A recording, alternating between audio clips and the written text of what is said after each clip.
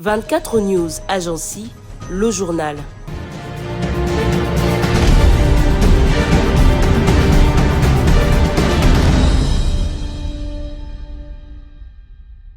La coalition Article 64 a annoncé le report de sa marche prévue le 22 juillet à Kinshasa, préférant répondre aux appels de la CENCO et de l'ECC en faveur d'un dialogue national. Les leaders de l'opposition Martin Fayoulou, Jean-Marc Kabound, Moïse Katumbi, Augustin Matata Pognon et Deli Sesanga affirment toutefois maintenir la pression sur le pouvoir, fixant au 15 août la date butoir pour la convocation officielle du dialogue. Ce choix illustre la volonté de la coalition d'équilibrer ouverture au dialogue et maintien d'un rapport de force, mais il révèle aussi des tensions persistantes. Certains acteurs internes et externes critiquent cette stratégie, estimant qu'elle affaiblit la mobilisation citoyenne.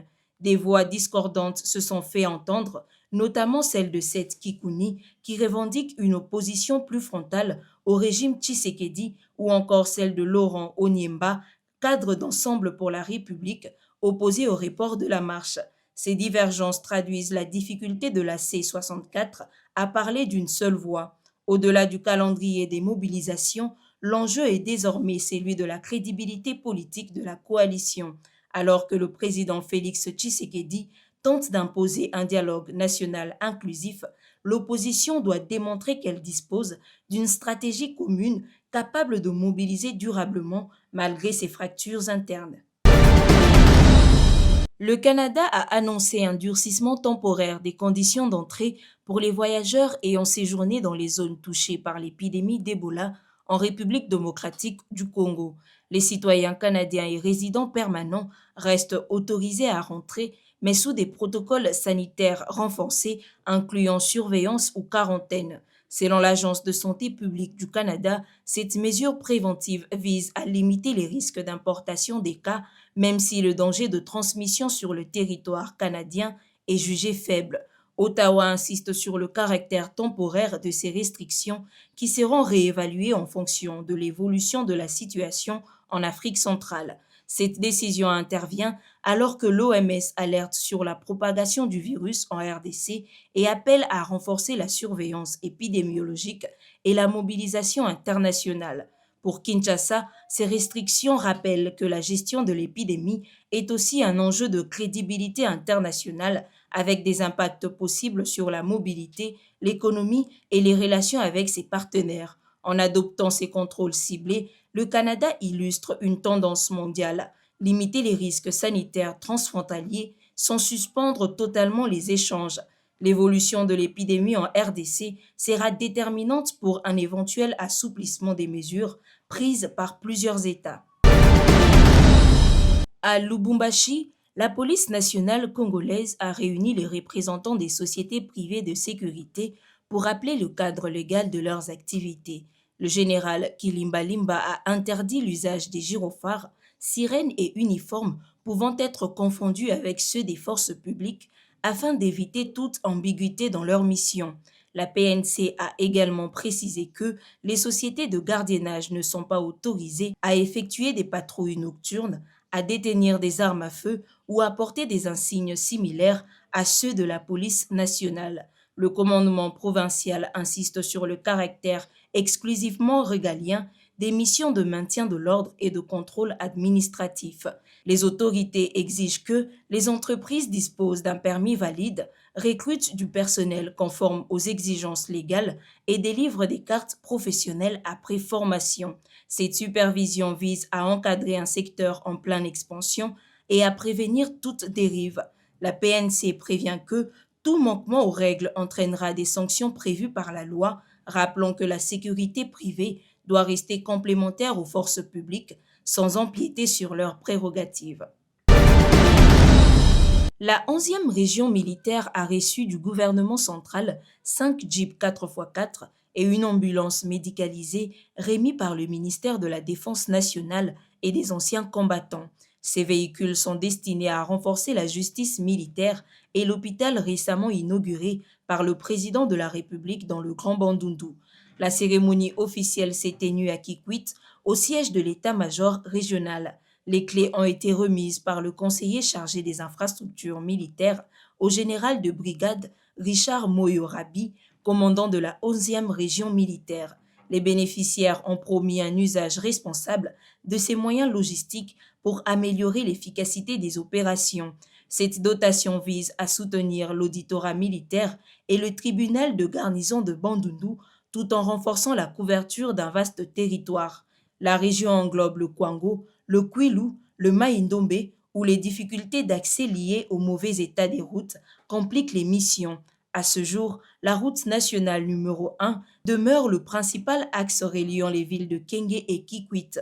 L'arrivée de ces véhicules devrait contribuer à améliorer la mobilité et la capacité d'intervention des forces militaires dans cette zone stratégique. Le Parti du peuple pour la reconstruction et la démocratie, PPRD en sigle, formation politique de l'ancien président Joseph Kabila, se dit prêt à participer au dialogue national annoncé par le président de la République, Félix Tshisekedi. Cette déclaration marque une évolution importante dans le débat politique autour de cette initiative, présentée comme un cadre de concertation destiné à renforcer la cohésion nationale. Pour le PPRD, ce dialogue constitue une opportunité d'aborder les principaux défis auxquels la République démocratique du Congo est confrontée, notamment la sécurité, la gouvernance, la cohésion nationale et le fonctionnement des institutions. Le parti affirme sa disponibilité à contribuer aux discussions dans un esprit de responsabilité. Cette prise de position intervient alors que les préparatifs du dialogue se poursuivent et que plusieurs acteurs politiques, religieux et de la société civile sont appelés à prendre part aux consultations pour définir les modalités de ces assises nationales. La participation du PPRD, principal parti de l'ancien président Joseph Kabila, pourrait donner davantage de poids politique à ce processus. Reste désormais à savoir si toutes les forces politiques concernées répondront à l'appel, condition essentielle pour faire de ce dialogue un véritable cadre de recherche d'un consensus national. Au Lualaba, l'opération des retraits de militaires déployés illégalement dans les zones d'exploitation minière a débuté ce samedi sur les sites de Kinsankala, dans les territoires de Lubudi. Le général Edi Kapend, commandant de la 22e région militaire, a confirmé l'évacuation des éléments des FRDC conformément aux instructions du président Félix Tshisekedi. Le général Kapend a rappelé que les forces armées n'ont pas vocation à intervenir dans les litiges miniers ni à protéger des intérêts privés. Les sites doivent rester réservés aux acteurs légalement habilités, tandis que l'armée se concentre sur ses missions régaliennes de défense du territoire et de protection de la population. Cette opération, qui se poursuivra sur d'autres sites miniers du Lualaba, s'inscrit dans la volonté du gouvernement de renforcer la gouvernance du secteur minier et de mettre fin à la présence d'acteurs non autorisés. Elle vise à clarifier les rôles des forces de défense et à prévenir toute confusion dans la gestion des conflits liés à l'exploitation. Les commandants de la 22e région militaire appellent enfin les opérateurs miniers à accompagner cette démarche et à éviter toute sollicitation des militaires pour des questions relevant des procédures administratives, judiciaires ou minières. Le ministère provincial des infrastructures a annoncé la fermeture du pont Gunza à partir du 20 juillet 2026 dans le cadre d'un programme de réhabilitation et de modernisation. La circulation sur le tronçon de l'avenue Pierre et Lenguessa concerné par les travaux est interrompue pour une durée maximale de 4 mois. Pour limiter les perturbations, un itinéraire de déviation provisoire à double sens a été mis en place. Les automobilistes doivent emprunter l'avenue Kikwit, poursuivre par l'avenue Souci, rejoindre le prolongement de l'avenue Ngiringiri, puis regagner l'avenue Pierre et Lenguessa. Le même parcours est prévu dans le sens inverse. Les camions de plus de 10 tonnes et les remorques ne sont pas autorisés sur ces voies de déviation. Ils devront utiliser l'avenue Bypass durant toute la période des travaux. Les autorités provinciales assurent que toutes les dispositions sont prises pour garantir une exécution rapide et conforme aux normes. Elles appellent les usagers à faire preuve de patience et de collaboration face aux désagréments temporaires liés à cette fermeture. L'Azado a demandé la révision du procès du lieutenant-colonel Birocho Nzanzu Kossi, condamné à mort en 2014 par la Cour militaire opérationnelle du Nord Kivu pour l'assassinat du colonel Mamadou Ndala. L'ONGDH estime que cette juridiction a violé la Constitution en privant l'officier des FARDC de son droit au recours garanti à tout citoyen congolais. Selon l'organisation, la Cour militaire opérationnelle a siégé en premier et dernier ressort, rendant des décisions sans possibilité d'appel en contradiction avec les principes constitutionnels.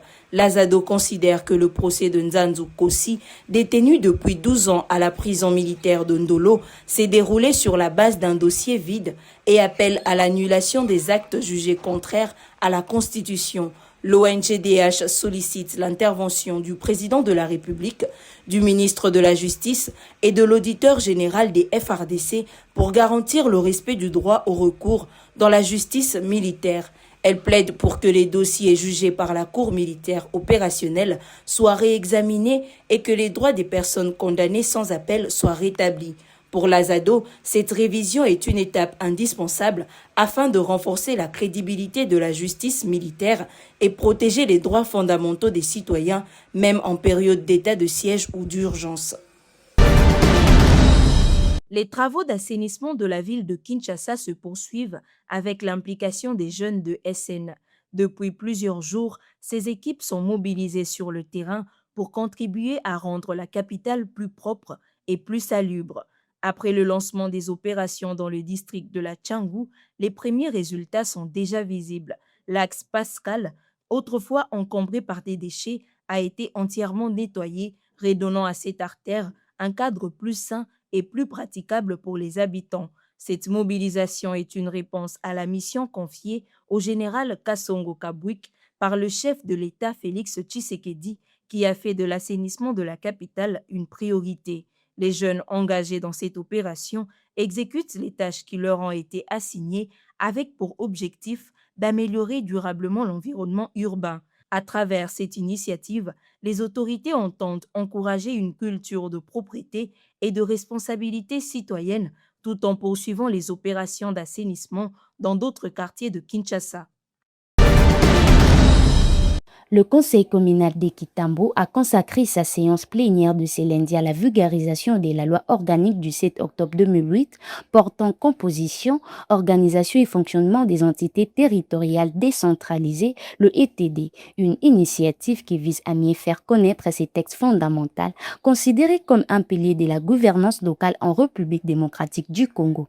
Selon le président du conseil communal, Serge Kayembe, cette démarche répond au constat que la loi reste largement méconnue aussi bien par une partie de la population que par certains acteurs locaux. Pourtant, elle définit les compétences des communes, des secteurs et de chefferies, ainsi que le mécanisme de gestion des affaires publiques au niveau de la base. À travers cette campagne de sensibilisation, les autorités communales renforcent la participation citoyenne, améliorer la compréhension du fonctionnement des institutions locales et promouvoir une gouvernance des proximités conformément aux principes de la décentralisation prévus par la Constitution. «